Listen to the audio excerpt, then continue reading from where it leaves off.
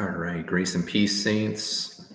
Welcome to part 2 of our verse by verse teaching of the book of Malachi.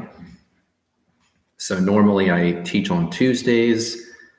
This week is pretty different for me. I have a large workload on Tuesday, and I have a light workload today, Monday. So I decided to go ahead and do the teaching today because I was prepared for it. And then, Lord willing, next week I will continue to teach on Tuesdays as we go through the book of Malachi. And this week I will be teaching out of the New American Standard Bible. So you can follow along in that translation.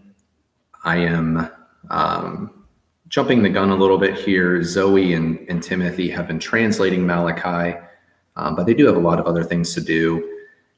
And I wanted to teach today. So we're going to forego their translation this time around. So go ahead and turn to Malachi chapter 1. I think we're going to finish the chapter this time around. It's one thought. The verses we're covering are just one block where God is essentially saying one thing. So let's go ahead and go to Malachi chapter 1. We're going to be covering verses 6 to 14, which is the end of the chapter. So I'm going to read it and then we'll go through it a little at a time. All right, Malachi 1:6. A son honors his father, and a servant his master.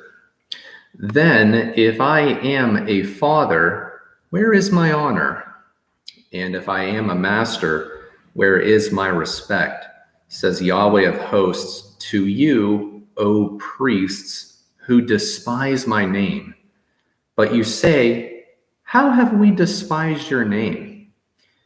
You are presenting defiled food upon my altar. But you say, how have we defiled you? In that you say, the table of Yahweh is to be despised. But when you present the blind for sacrifice, is it not evil? And when you present the lame and sick, is it not evil? Why not offer it to your governor? Would he be pleased with you? Or would he receive you kindly? Says Yahweh of hosts. But now, will you not entreat God's favor, that he may be gracious to us? With such an offering on your part, will he receive any of you kindly? Says Yahweh of hosts. Oh, that there were one among you who would shut the gates, that you might not uselessly kindle fire on my altar. I am not pleased with you, says Yahweh of hosts, nor will I accept an offering from you. For from the rising of the sun even to its setting, my name will be great among the nations, and in every place incense is going to be offered to my name, and a grain offering that is pure. For my name will be great among the nations, says Yahweh of hosts. But you are profaning it, in that you say, the table of the Lord is defiled, and as for its fruit, its food is to be despised. You also say, my, how tiresome it is, and you disdainfully sniff at it, says Yahweh of hosts. And you bring what was taken by robbery, and what is lame or sick, so you bring the offering. Should I receive that from your hand, says Yahweh? But cursed be the swindler, who has a male in his flock and vows it, but sacrifices a blemished animal to the Lord. For I am a great king, says Yahweh of hosts, and my name is feared among the nations. All right. So last week we saw Yahweh start speaking through Malachi. And Yahweh says, I have loved you. And the nation of Israel says, in what sense have you loved us, or how have you loved us? And Yahweh proves that he loves them by showing them how he has treated Edom compared to Israel, two nations. And he lays that groundwork, he lays that foundation. He starts the conversation with, I do love you. I am devoted to you. I have been this whole time. But God does have a beef with the nation of Israel. He, as he says here, he is talking to the priests specifically, but he says, I am not pleased with you. So if you were a parent and you were going to have a very serious conversation with a sinful child, you might start it in a similar way. You might say, I love you, but I do have things I want to address. So both of those things can exist at the same time. God can be devoted to someone, but not be pleased with them. And here we see God specifically talking to the priests. So not all of Israel. Now we're focusing on a smaller group within Israel, the priests. The priests were, they were like a class of ministers. It was something you received by birth. So if you were in the lineage of Aaron, you had to be a male. But if you were born in that lineage, you would be a priest. And the priests were sacrificers. They were the individuals if you were an Israelite and you wanted to please God or make amends with God, you would do that with an offering of some kind. Most of them were animal sacrifices, not all of them. But what you would do is you would go to a priest, and a priest would instruct you on what to do, and then would even do parts of the ritual, sometimes all of it, on your behalf to God.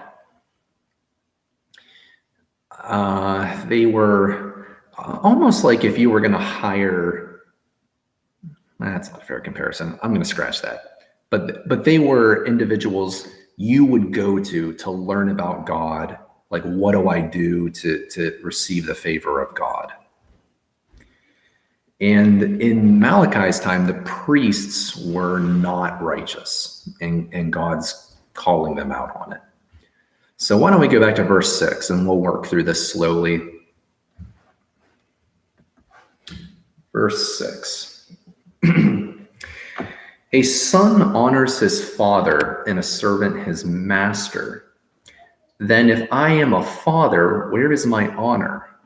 And if I am a master, where is my respect? Says Yahweh of hosts to you, O priests, who despise my name. But you say, how have we despised your name? So the idea here is,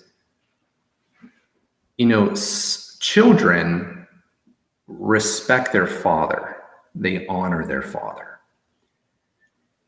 And supposedly, the Israelites called Yahweh their father.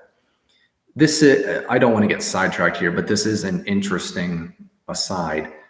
In the Old Testament, you actually rarely see people call Yahweh their father. Calling God father is particularly a New Testament. I don't want to say it's like a new idea, but that's where we see it most strongly. So when Jesus instructs us to pray, he says, pray like this: Our Father who is in heaven. So calling God Father is not something you see very often in the Old Testament, but they did do it. They viewed God as someone who, like, you have adopted us out of all the nations on this planet. We're under your rule in your household, and we should be like you. You're holy, so we should be holy. And there is this dimension to that relationship, this father-children relationship. However, the priest here would call Yahweh their father, but they did not honor him as such. And what God is doing here is children will respect their human father, and human fathers are fallen, lesser beings than God. But we will not, or they will not, respect Yahweh, the eternal God. And then Yahweh gives another example.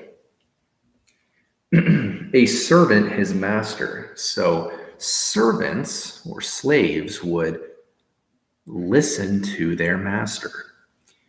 They would receive instruction from them. If the master told the servant to do something and the servant didn't want to do it, the servant would do it anyway.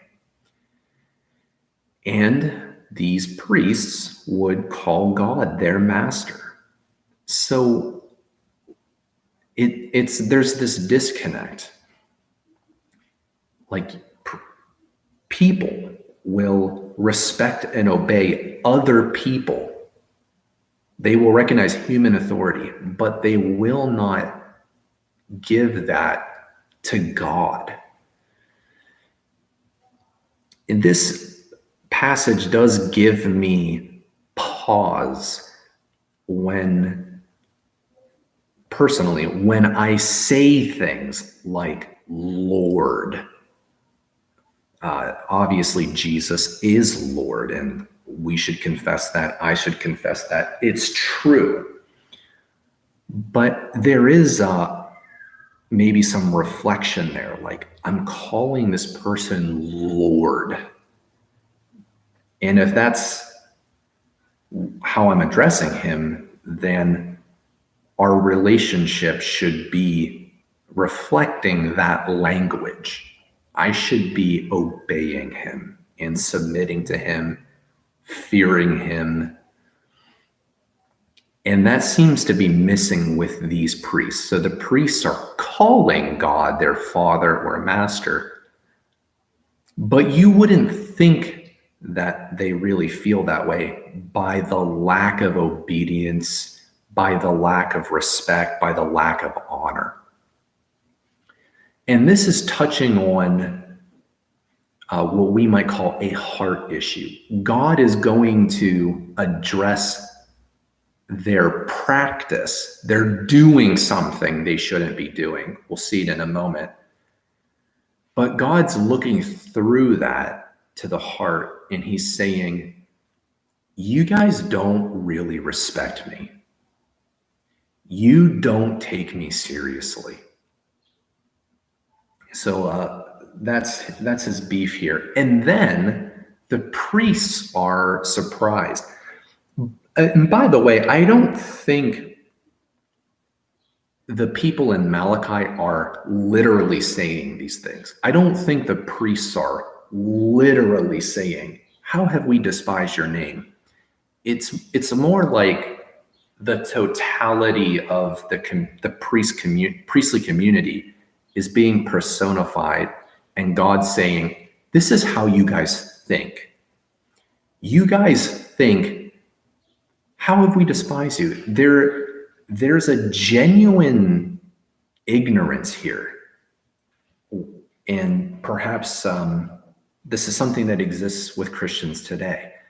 Like, if Jesus was speaking to us, and what if he said something like this? You guys hate my guts. Like, and would we be surprised by that? What? How? We don't hate your guts. So there seems to be not only a lack of honor and respect for God, but there also seems to be like an ignorance of it altogether. You know, these priests perhaps honestly believed they were respecting and honoring God, or perhaps they just weren't conscious of what they were doing. All right, so let's keep reading. So this is how the priests are despising God's name. Verse 7, you are presenting defiled food upon my altar. So the altar was it's a slab of rock. Actually, altars were assembled using earthly rocks that were no tools were wielded on them. But if you were looking at it, it would look like a slab, like a rectangular slab of rock. And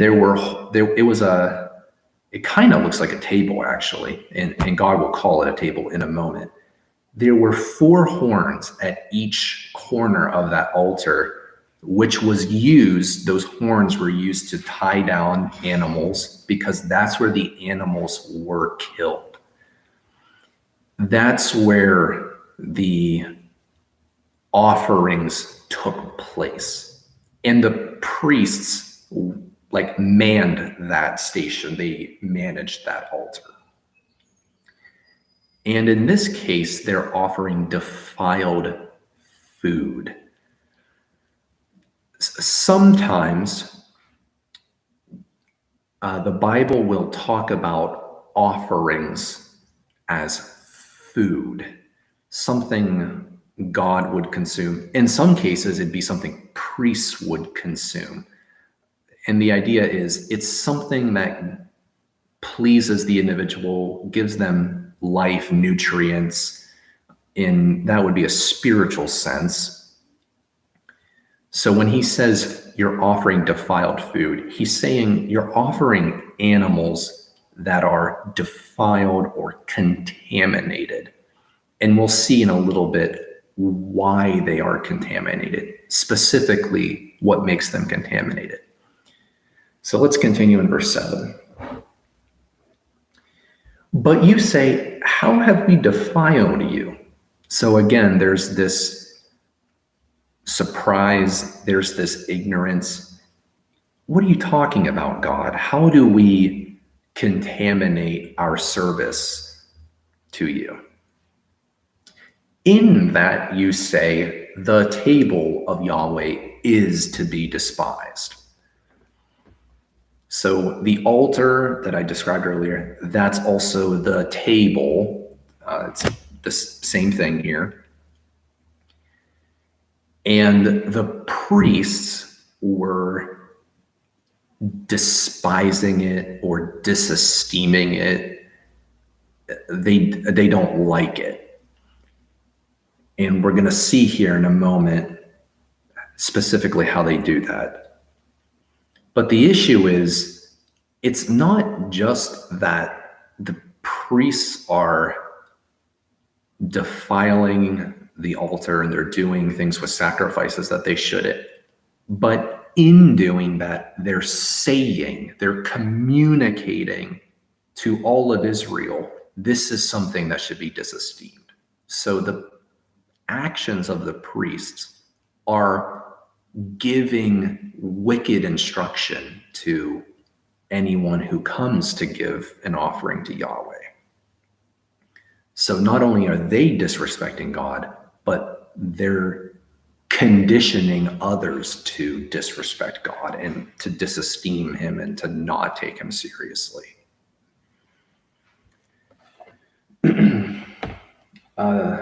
Yeah, let's move on to verse 8, and then we're going to go to Leviticus for a second. Go to verse 8 for now. But when you present the blind for sacrifice, is it not evil? And when you present the lame and sick, is it not evil? Why not offer it to your governor? Would he be pleased with you, or would he receive you kindly, says Yahweh of hosts? Okay, so here we see specifically how the priests are defiling the altar. They're offering animals that are blemished or have defects in them. And this is a violation of the Mosaic law. So turn with me to Leviticus chapter 22. Coincidentally, the church I attend is teaching this on Sundays, or actually just got done teaching it. Leviticus 22, beginning in verse 17. Then Yahweh spoke to Moses, saying, speak to Aaron and to his sons, that's priests, and to all the sons of Israel, and say to them, any man of the house of Israel or of the aliens in Israel who presents his offering, whether it is any of their votive or any of their free will offerings, which they present to Yahweh for a burnt offering, for you to be accepted. So for these to be acceptable sacrifices, it must be a male without defect from the cattle, the sheep, or the goats.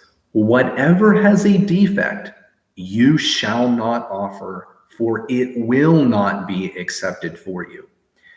When a man offers a sacrifice of peace offerings to Yahweh to fulfill a special vow, or for a free will offering of the herd or of the flock, it must be perfect to be accepted. There shall be no defect in it. Those that are blind or fractured or maimed or having a running sore or eczema or scabs, you shall not offer to Yahweh, nor make of them an offering by fire on the altar to Yahweh. In respect to an ox or a lamb, which has an overgrown or stunted member, you may present it for a freewill offering, but for a vow, it will not be accepted. And it goes on to give more. Okay, so there are very specific rules when it comes to animal sacrifices. And one of them was you're not allowed to offer defective animals. And it was an instruction for all of the Israelites, but there is a greater responsibility on the priests because, one, the priests should know better. It's their job to offer sacrifice offerings in general, day in and day out. So they should know not to accept a lamb that's blind or lame. But that's what they're doing in Malachi. They are offering defective animals. And God warned them in Leviticus, as he is warning them in Malachi, I will not accept these. This does not win my favor. You come looking for whatever it is. Forgiveness, temporal forgiveness of sins. You're trying to entreat my favor. You will not get it with these sacrifices. So that is a huge issue for the priests and the Israelites, naturally. So let's go back to Malachi.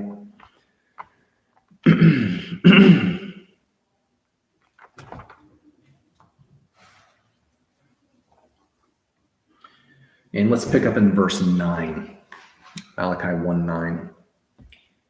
Oh, very quickly, just a note about verse 8. God says, offer this to your governor to see if he accepts it.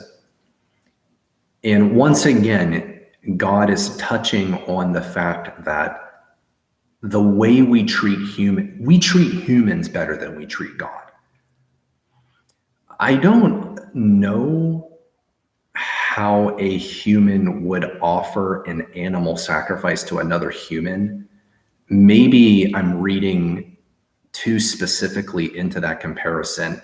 But the gist of it is, would you do this for your president? Okay, so if I were going to entreat the favor of President Trump,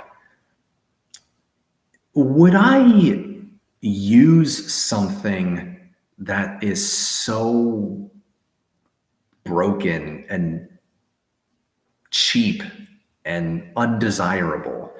Like, would I give him, this pen here that's almost out of ink? I would give him the best thing I had to entreat his favor. I would give something until it hurts. And that's the idea here. We're going to give these blind and maimed animals to God. Would you do this for a human? Would you try to improve your relationship with a human this way? And the answer, of course, is no.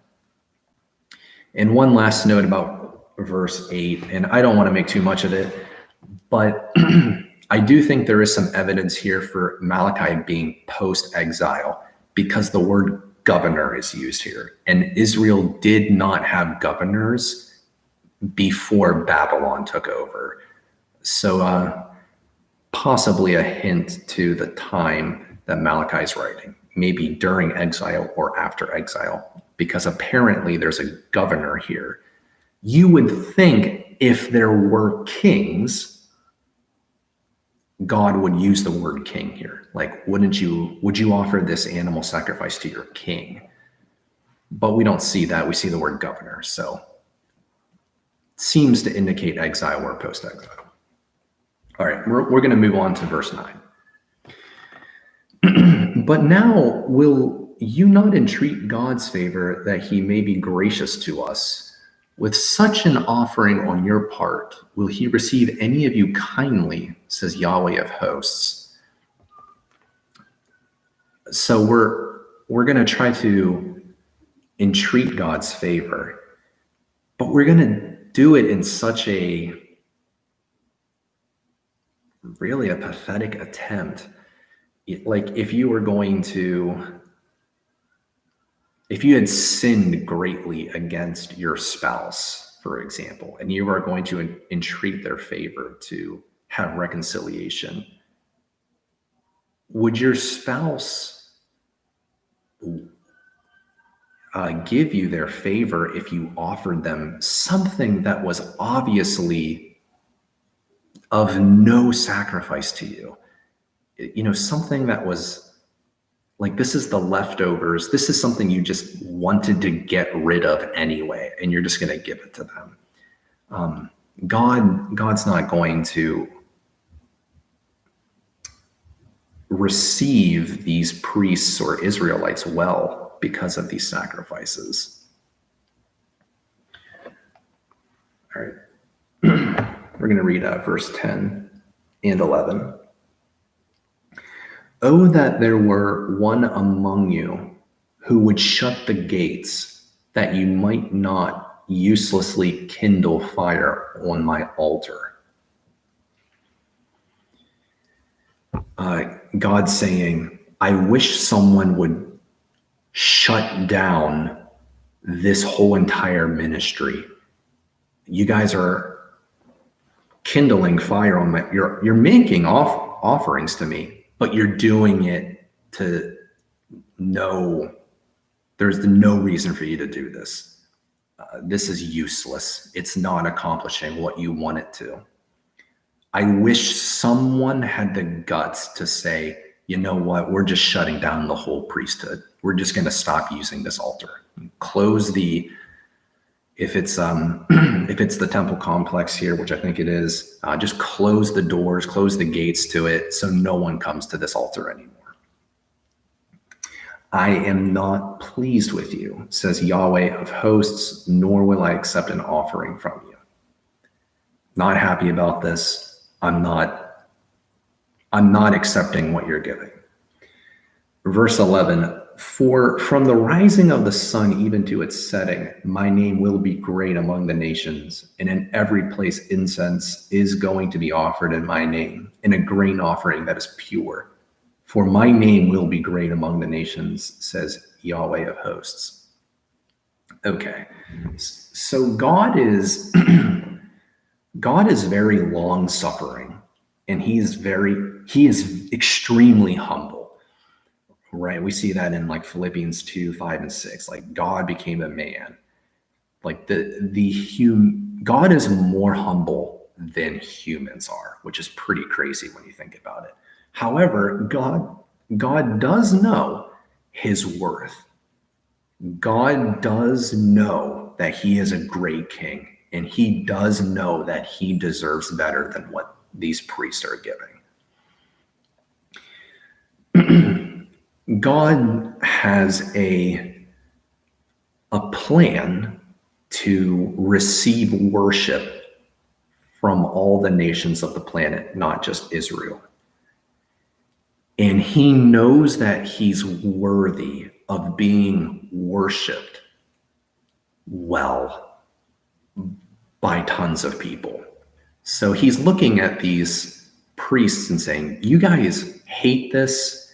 You guys are cutting corners. Well, I am worthy of being extremely famous from every nation and receiving right worship from everyone all day long, from the rising of the sun to its setting. Okay, that's what I'm worth. So this is most certainly, like in your priestly minds, you think this is all God deserves, or like there's just a disconnect here. You know, these priests think God is worth 1 out of 10 importance, and God's saying, no, I'm 10 out of 10 importance. I deserve way, way, way, way better than this. A point here that I think is relevant for Christians: God would rather not to receive worship than to receive motions of worship, but in their heart, the worshipers hate doing it. God would rather shut down worship than receive essentially fake worship. I want to show you an example of this in the New Testament. Go to Revelation, Revelation chapter 2. So this is Jesus addressing the 7 churches in Asia. And on this occasion, he's talking to Ephesus, the church in Ephesus. And usually the way Jesus talks to each church is he says, this is what you got going for you. This is what I don't like about you. Here's the rewards for persevering. And here's the consequences for not repenting or not persevering. So here in the church of the Ephesians, this is what Jesus says. Revelation 2 and verse 5. Therefore, be remembering from where you have fallen and change your mind and do the first works. But if not, I am coming to you with speed, and I will remove your lampstand out of its place unless you change your mind. What does that mean? I'm going to remove your lampstand. Well, flip over to Revelation chapter 1 and look at verse 20. The secret of the 7 stars which you saw on my right and the 7 golden lampstands. The 7 stars are the messengers of the 7 assemblies, and the 7 lampstands are 7 assemblies. So a lampstand in this context symbolizes a local church. So Jesus is saying here, unless you guys repent of your lack of love for me, I'm going to remove your church. So God plants churches, he starts churches, he launches churches, but he also closes them down when he sees fit to do that. So, and it's like of no consequence to God. You know, God has plenty of worshipers out there. He has the elect that he intends to bring to saving faith. He can raise up pastors and church planters and evangelists, no problem. And he doesn't think it's going to like crush his numbers or ruin his plans to just close down a church like the one here in Ephesus, because they're not serious about loving him. So that's what we're seeing God saying to the priests in Malachi. Okay, let's go back to Malachi here. Malachi 1, picking up in verse 12. So the priests are offering these blemished animals, but now we're going to see why they do it, like the thinking that would lead them to do that. Verse 12, but you are profaning it, in that you say, the table of Yahweh of the Lord is defiled, and as for its fruit, its food is to be despised. You also say, my, how tiresome it is, and you disdainfully sniff at it, says Yahweh of hosts. And you bring what was taken by robbery and what is lame or sick, so you bring the offering. Should I receive that from your hand, says Yahweh? But cursed be the swindler who has a male in his flock and vows it, but sacrifices a blemished animal to the Lord. For I am a great king, says Yahweh of hosts, and my name is feared among the nations. All right. The reason that priests are accepting these animal sacrifices with blemishes and defects is because they find their ministry tiresome. They think it's a burden. I only have 3 animals and I am not in a good place financially.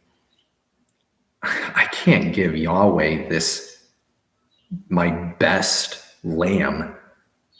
I have to just give Yahweh my sick, lame lamb, who was probably going to die anyway. I can't really get a lot of money from this lamb, so we'll just make that one the sacrifice. And I will appease Yahweh. I'll have done my service, and then I can save myself some money. The priests just believed it was like, it's like sigh-worthy, like, oh, I got to get up and it's another day of work, more animals, more rules to follow. They thought their service at the altar was just a huge burden on their backs. And that's what led them to cut corners. And that's what led them to contaminate or defile the altar. They defiled it because they despised it. They hated doing it. So we're going to park here for the rest of our time and talk about that concept.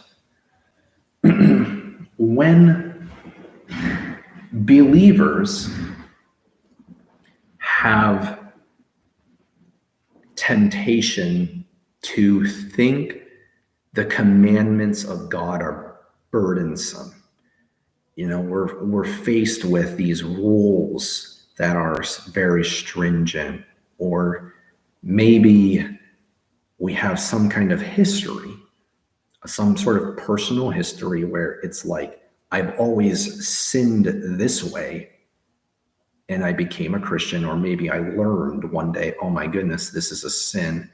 It's like inconceivable that we can repent of it, or even when it's not an issue of repenting of sin, just having to, give money when people ask for it, or I have to use my gift to build up the church, and I've been doing it for years, and the church isn't grateful for it, or whatever it is.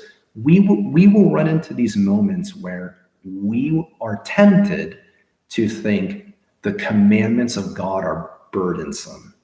The service we do for God is hard. I don't want to do this anymore. Okay, those temptations that come at us, they come from our flesh, they come from demons, come from, unfortunately, sometimes Christians. We have two options. There's two options before us. Number one, we can use fleshly logic, like the priests here in Malachi, and say, the commandments of God are burdensome, therefore I must cut corners. I have to throw off one of the commandments of God. I've got to change the wording in scripture. I have to take a shortcut because I can't do it. That's option one, which obviously is sinful. Don't do that. Number two, option two, we try to obey the commandments of God and rely on God to enable us to carry it out. Okay? So that's the situation. We're tempted to say the commandments of God are burdensome. When you're tempted like that, you have two options. Option one, you can listen to the flesh and shipwreck your faith. You can listen to the flesh and say, I gotta cut corners.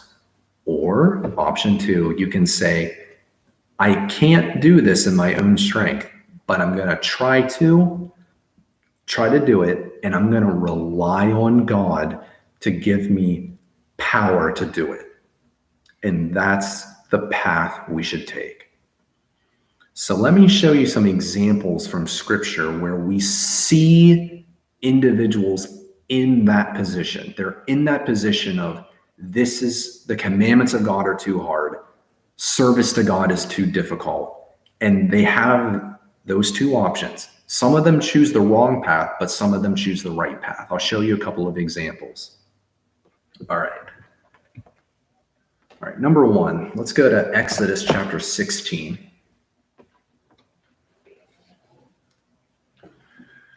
Exodus chapter 16.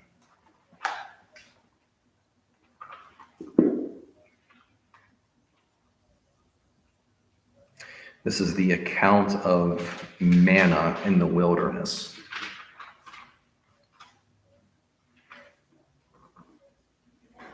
All right, Exodus chapter 16, beginning in verse 4. Then Yahweh said to Moses, Behold, I will rain bread from heaven for you, and the people shall go out and gather a day's portion every day, that I may test them, whether or not they will walk in my instruction.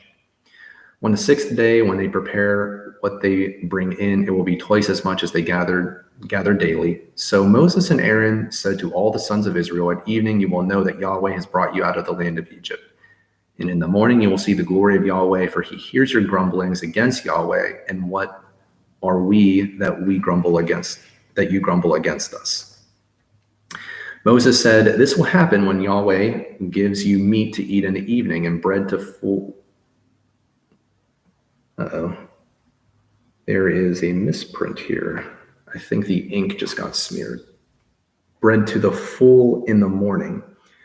For Yahweh hears your grumblings, which you grumble against him. And what are we? Your grumblings are not against us, but against Yahweh. Then Moses said to Aaron, say to all the congregation of the sons of Israel, come near before Yahweh, for he has heard your grumblings. And it came about as Aaron spoke to the whole congregation of the sons of Israel, that they looked toward the wilderness, and behold, the glory of Yahweh appeared in the cloud. And Yahweh spoke to Moses, saying, I have heard the grumblings of the sons of Israel. Speak to them, saying, at twilight you shall eat meat, and in the morning you shall be filled with bread, and you shall know that I am Yahweh your God. So it came about at evening that the quails came up and covered the camp, and in the morning there was a layer of dew around the camp. When the layer of dew evaporated, behold, on the surface of the wilderness there was a fine flake-like thing, fine as the frost on the ground. When the sons of Israel saw it, they said to one another, what is it? For they did not know what it was. And Moses said to them, it is the bread which Yahweh has given you to eat. This is what Yahweh has commanded. Gather of it every man as much as he should eat. You shall take an omer apiece according to the number of persons each of you has in its tents. The sons of Israel did so, and some gathered much and some little. When they measured it with an omer, he who had gathered much had no excess, and he who gathered little had no lack. Every man gathered as much as he should eat. Moses said to them, let no man leave any of it until morning. But they did not listen to Moses, and some left part of it until morning, and it bred worms and became foul, and Moses was angry with them. They gathered it morning by morning, every man as much as he should eat. But when the sun grew hot, it would melt. So God tests the Israelites. He gives them bread every morning, and he says, I want you to go collect bread, but only enough for one day. There was the exception for the Sabbath. You would collect twice as much the day before. And don't collect more than you need, and make sure you eat it and don't leave it until morning. But the people did not obey that.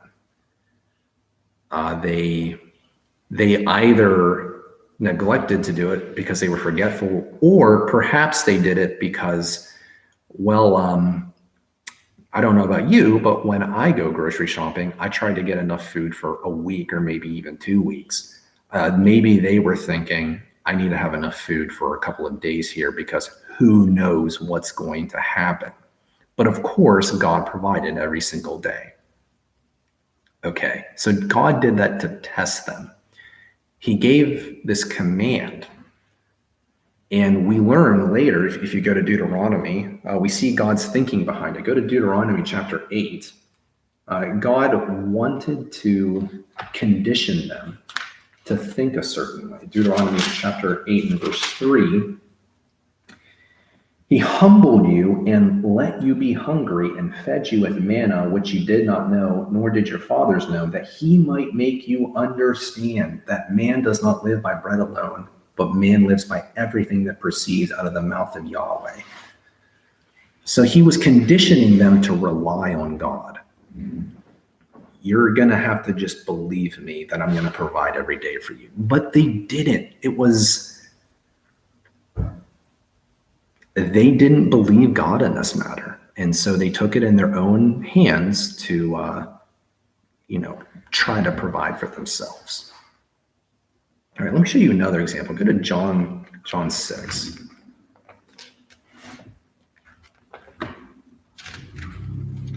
When the commandments of God are difficult and we're tempted to believe we can't do it God's way, we have to, one, sinfully take a shortcut, or two, we can just trust God and he will provide us the power. He will provide us the means of living the way he's called us to. Okay, let me show you another example. Go to John 6.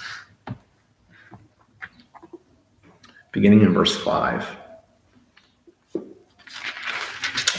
Actually, I'll use the LMT since I have it here.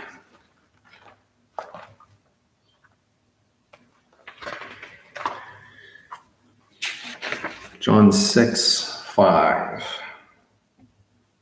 Then Jesus, lifting up his eyes and observing that a large crowd was coming toward him, said to Philip, "Where may we buy bread so that these may eat?"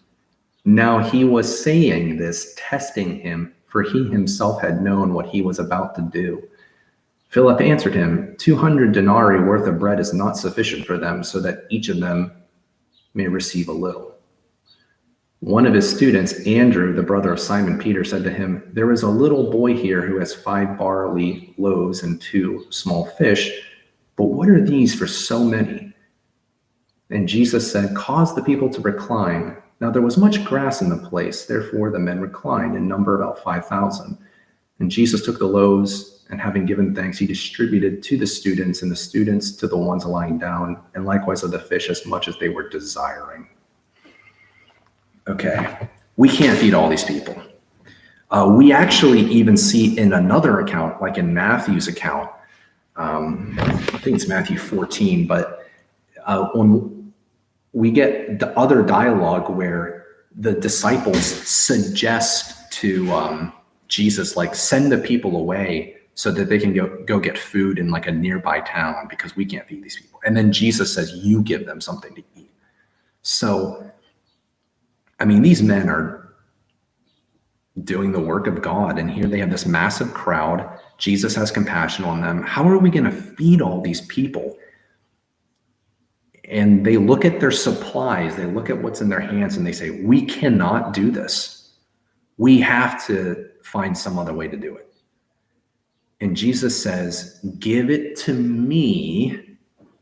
And then suddenly, I mean, it's a miraculous sign, but I think there's a greater application here. When we trust God, when we give our work to God, no matter how insignificant our materials are, he makes it work. He multiplies that bread and that fish, and the people get fed. Okay, so the disciples here are being tested by Jesus, or at least Philip. So we have an impossible situation.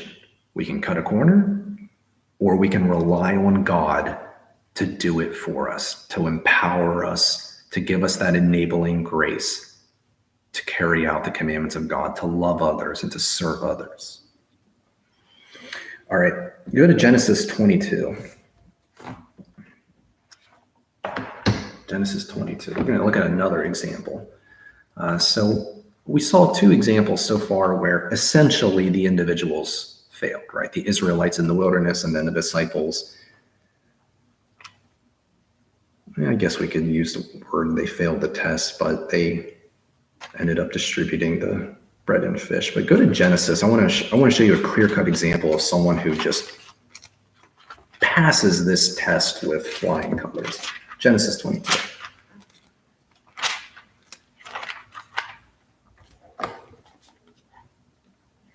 All right, Genesis 22 and beginning in verse 6.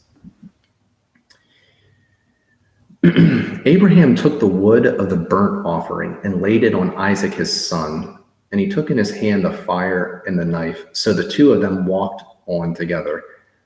Isaac spoke to Abraham his father and said, "My father." And he said, "Here I am, my son." And he said, "Behold, the fire and the wood, but where is the lamb for the burnt offering?" Abraham said, "God will provide for himself the lamb for the burnt offering, my son." So the 2 of them walked on together. And you guys know the story. Abraham is going to offer up Isaac. He's going to kill Isaac unto Yahweh. In the book of Hebrews, we learn that Abraham believed God was going to raise Isaac from the dead. But God intervenes and prevents Abraham from carrying out the act. But Abraham was going to do it.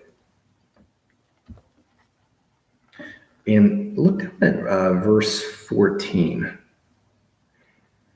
Actually, starting 13. Then Abraham raised his eyes and looked, and behold, Behind him, a ram caught in the thicket by his horns, and Abraham went and took the ram and offered him up for a burnt offering in the place of his son. Abraham called the name of that place Yahweh will provide, as it is to this day. In the mount of Yahweh, it will be provided. Okay, Yahweh will provide. God asked me to do something super costly, to offer up my son. I got to cut a corner. I got to take a shortcut. That's not what Abraham does. He does it believing God will provide a way. And God does. He intervenes, supernaturally makes sure that there's this ram there. And Abraham rightfully calls that place, Yahweh will provide. And that's the mentality we should have. When God has a command for us and it seems impossible and it seems difficult, we have to believe Yahweh will provide. He will give me the strength. He will give me the wisdom. He will provide the physical means if it's something not within myself, but God will give the money I need. God will give the materials we need when he asks us to obey his commands. So let's look at, oh wow, I'm really running out of time here. I'm going to have to decide which passages I want to take you to. Well, let's go to Isaiah 40. I just find this one really encouraging, and I think it's always good to encourage, if nothing else, with the teaching. Go to Isaiah.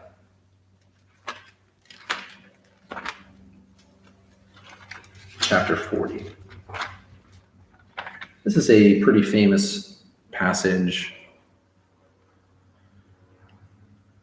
beginning in verse 28. So Isaiah 40:28. Do you not know, have you not heard, the everlasting God, Yahweh, the creator of the ends of the earth, does not become weary or tired. His understanding is inscrutable. He gives strength to the weary, and to him who lacks might, he increases power. Though youths grow weary and tired, and vigorous young men stumble badly, yet those who wait for Yahweh will gain new strength. They will mount up with wings like eagles. They will run and not get tired. They will walk and not become weary. So we're getting tired. We're getting weary. We have to do these commands, and there's that temptation from the flesh or from demons to say, it's impossible. It's too hard. This is, like, you should despise this, like the priest despised. You should despise this because it's such a burden. We have to resist those temptations and believe, like Abraham believed, God will provide. We have to capitalize on these promises, like here in Isaiah 40. Those who wait on Yahweh will renew their strength. God will give you a fresh wave of encouragement, a fresh batch of strength. He keeps renewing that individual who waits on him, who prays to him, who doesn't cut corners, who tries to do it and says, God, enable me to do so. God, through his Holy Spirit, strengthens that inner person and causes them to walk in his ways. All right. And we know from, places like Matthew 11:28-29, like, come to me, all who are burdened and weary, and I will give you rest. Jesus invites those of us who are weary to come to him, and he gives them rest. And we know from 1 John 5:3, his commandments are not burdensome. So resist that temptation to believe, the altar of Yahweh is burdensome, and it's so weary, and the priest sniffed at it. Resist that temptation that the laws of God are burdensome. They're not burdensome. That's a lie. And we have to recognize that's a lie. These are not burdensome. I'm going to try to walk in his ways, and God will give me the ability, the wisdom, and the power to walk in his ways. Okay, very quickly, I know I'm at an hour here and always surprised at how fast this teaching time goes. I want to look at just 3 times in the New Testament where we see that temptation addressed. So go to Galatians 6:9. That temptation to believe this is just burdensome and, let's just cut corners. Let's not do it. Galatians 6:9.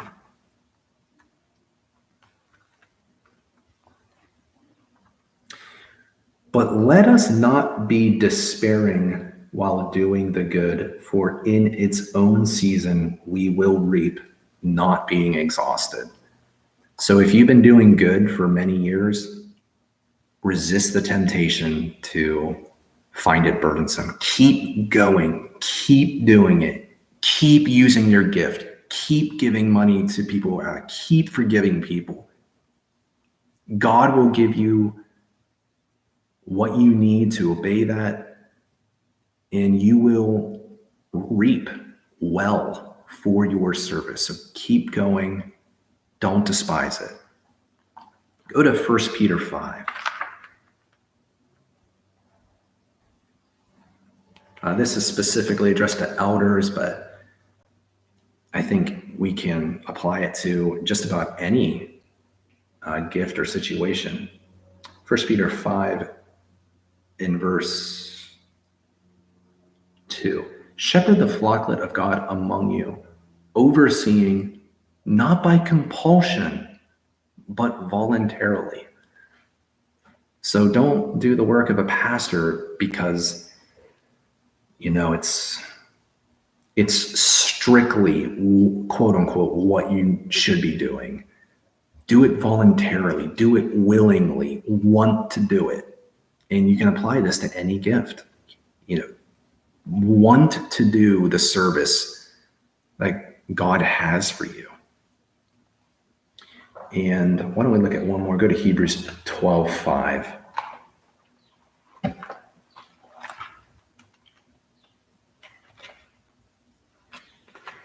I was going to develop each of these so much more, but just forever shocked at how fast that time goes.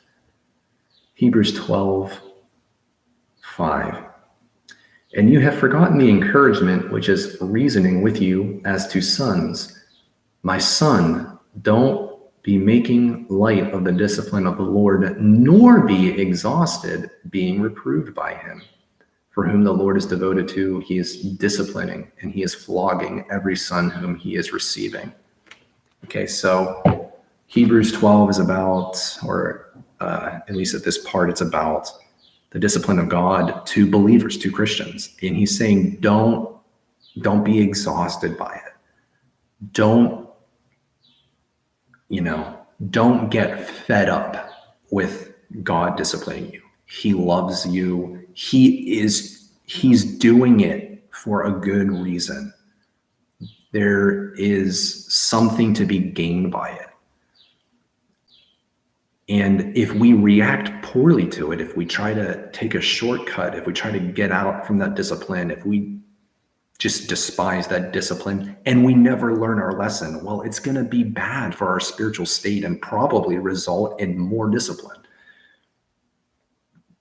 So again, resist that temptation.